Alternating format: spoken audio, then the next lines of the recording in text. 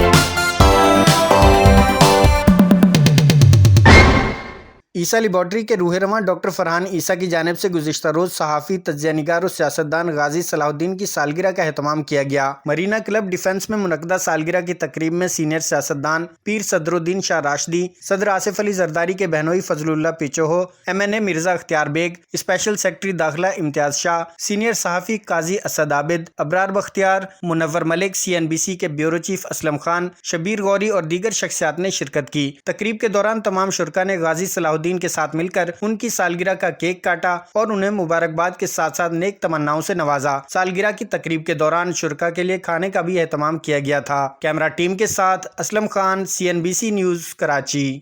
اس video کو like کریں، ہمارے چینل کو سبسکرائب کر بیل آئیکن ضرور پریس کریں ہماری نیو ویڈیو سب سے پہلے دیکھنے کے لیے۔